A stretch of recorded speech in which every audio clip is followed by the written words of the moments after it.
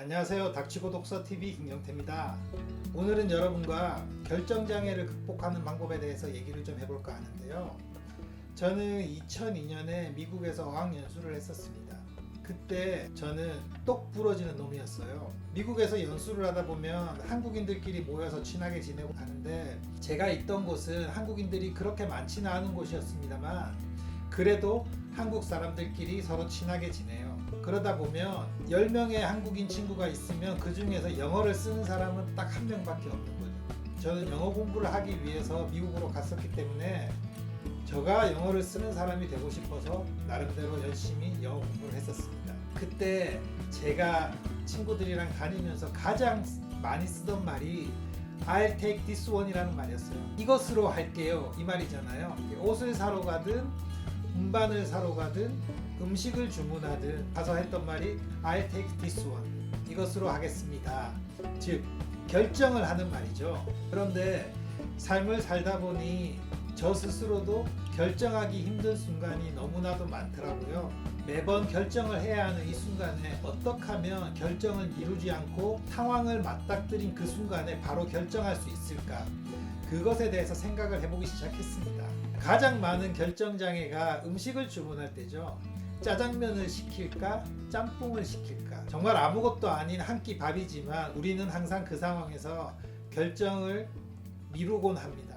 이것도 먹고 싶고 저것도 먹고 싶고 서로 가중치를 따지기 때문인 거죠. 저 역시 비슷한 경험을 하게 되면서 왜 나는 결정을 미루는 것일까에 대해서 고민을 시작했습니다.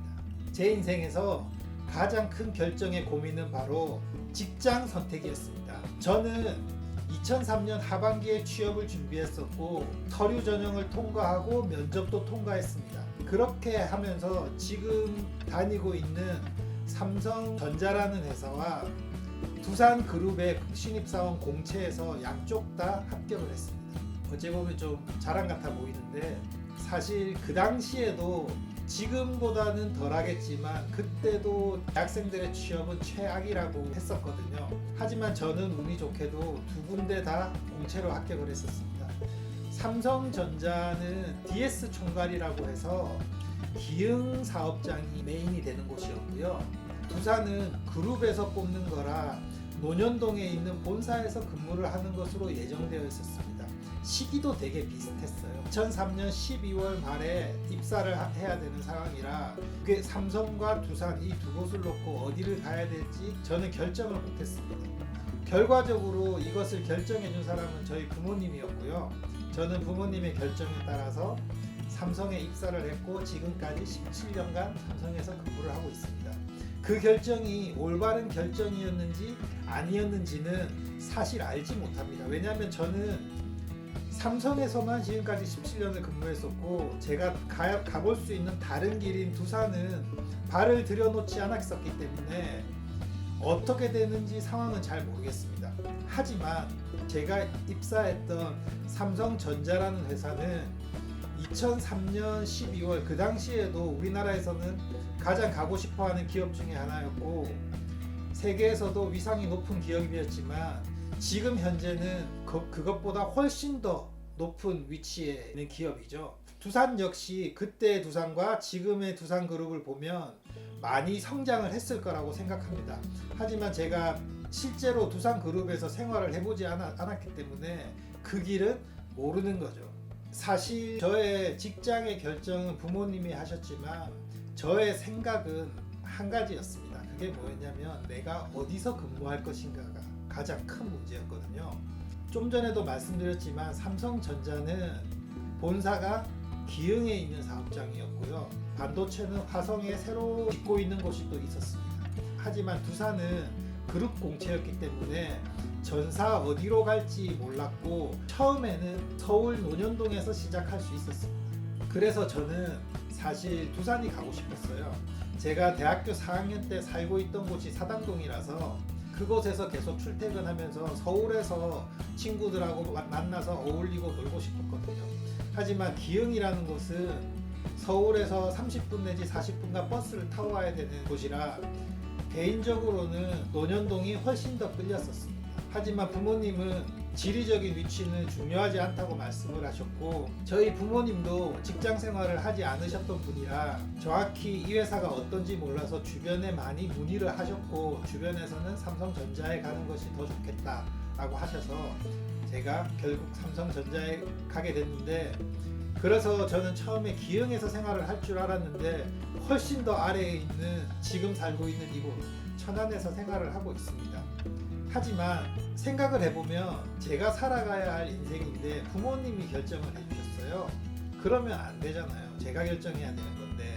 그리고 부모님의 결정을 따라서 취업을 했지만 지금까지 천안에서 굉장히 잘 살고 있습니다. 그리고 제가 삼성을 갔기 때문에 지금 이렇게 여러분들과 유튜브에서 만나고 있고 책을 2권이나 썼을지도 모릅니다. 하지만 곰곰이 생각해보면 제가 삼성에 가지 않고 두산에 갔었더라도 저는 책을 쓰지 않았을까라는 생각을 합니다. 어쨌든 어느 회사를 가든 위기는 오게 되어 있는 것이고, 저는 그 위기에서 지난 오랜 기간 동안 읽어왔던 그 책 속에서 해답을 찾으려고 했었을 것이기 때문에, 만약 제가 두산이라는 회사에 갔으면 지금 이곳 천안에 살고 있지 않을지는 모르겠지만 아마도 지금 제가 하고 있는 것과 비슷한 생활을 하고 있지 않을까 생각해 봅니다. 저의 두 번째 큰 결정의 문제는 바로 책을 쓰고자 했을 때였습니다. 어느 누구의 버킷리스트에도 있을 법한 얘기죠. 내 이름으로 된 책 한 권을 낸다. 저 역시 저의 버킷리스트에 내 이름으로 된 책 한 권을 낸다라는 그 한 줄이 있었고, 그것을 위해서 어느 순간 달리기 시작했습니다. 처음 버킷리스트에 책을 쓰겠다는 문장을 썼을 때는 시기를 특정하지 못했습니다. 언젠가라는 막연한 미래였던 날을 기약하면서 그때 내가 책을 쓸 거야라는 기대만 했을 뿐이었죠. 그러던 어느 순간에 저는 책을 쓰겠다는 것을 구체화시키기 시작했습니다. 저는 제가 왜 책을 써야 되는지에 대한 이유는 찾지 못하고 책을 쓰기 시작했어요. 제가 결정을 하지 못했던 것은 책을 써야 하냐 말아야 하냐 문제가 아니라 어떤 내용으로 책을 써야 하는지에 대한 것이었습니다. 책을 쓰긴 쓸 건데 제가 막상 잘하는 것도 없고 여러분들에게 드러낼 만한 뾰족한 것이 없다고 생각했었기 때문에 대체 어떤 내용으로 책을 써야 되는지에 대해서 결정을 하지 못했었습니다. 그 순간에 저는 책을 쓰기 위한 방법에 대한 것을 고민하기 시작했고, 인터넷 웹서핑과 관련된 책을 읽기 시작했습니다. 그리고 책을 통해서 몇 명의 전문가를 알게 되고 그 사람들이 운영하는 학원이 있다는 것도 알게 되었어요. 그래서 그 학원에 방문을 하게 됩니다. 궁금하니까 찾아가게 되는 거였죠.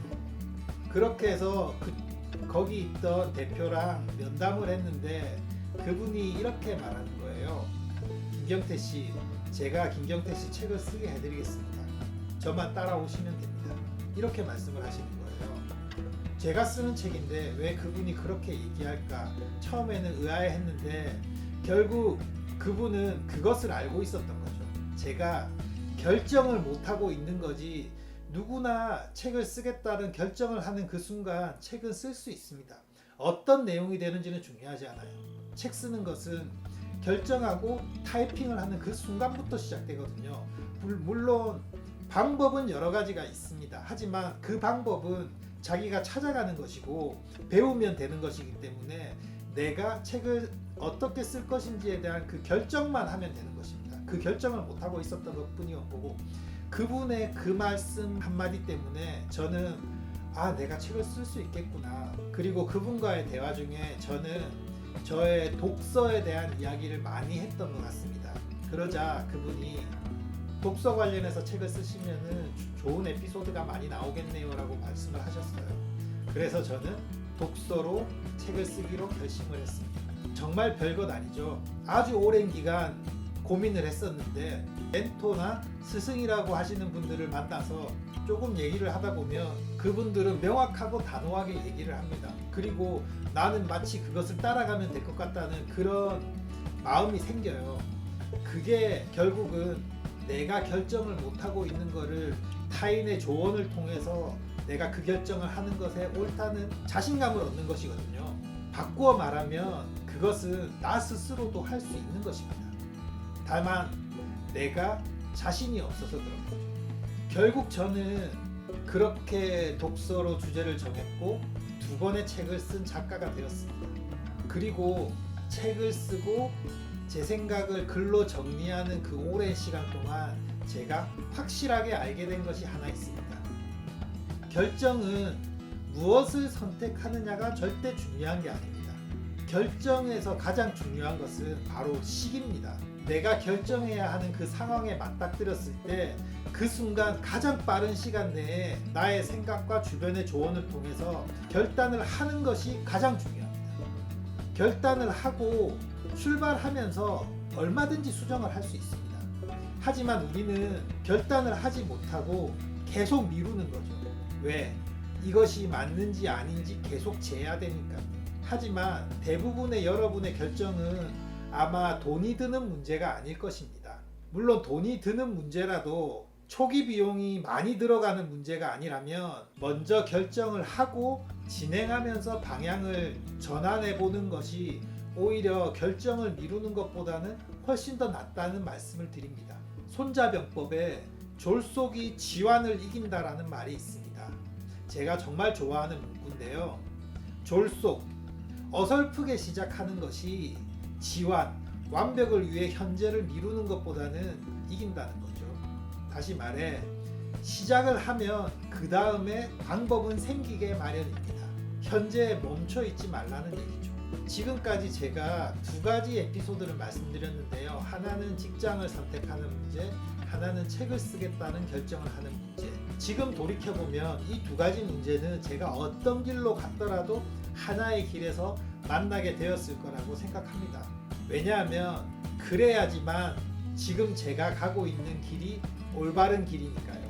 명확한 목표가 있고 꾸준한 시도와 실천이 있다면 자신이 가는 길은 항상 옳은 길입니다. 의심하지만 않으면 됩니다.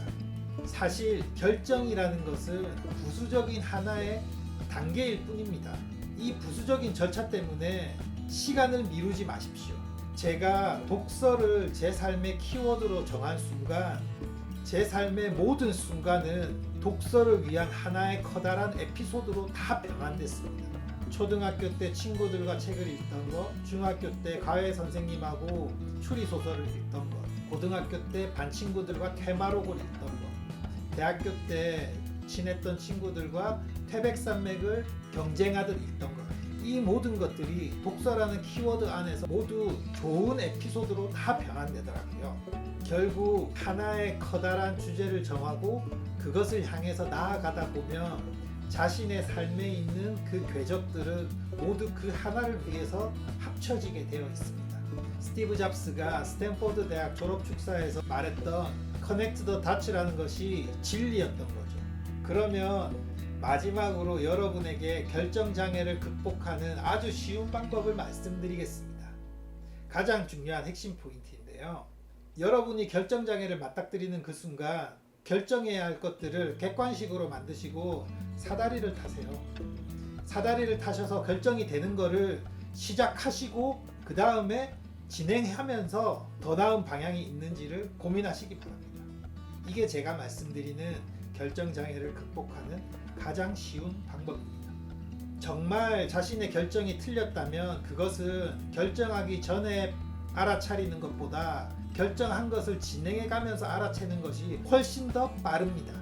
물론 무작정 결정을 하시면 안 되고 결정 전에 많은 고민을 해보시기 바랍니다. 하지만 결단해야 될 그 순간에는 좌고우면하지 마시고 명확히 결단하시기 바랍니다. 타인의 결정을 따르는 것은 핑계를 위한 하나의 방법일 뿐입니다. 내가 주도적으로 내 삶을 결정할 때 내 삶은 정말 맛깔나게 될 것입니다. 여러분들의 멋진 결정을 응원합니다. 그러면 오늘은 여기까지 하겠습니다. 다음 시간에는 재미있는 독서 콘텐츠로 뵐게요. 감사합니다.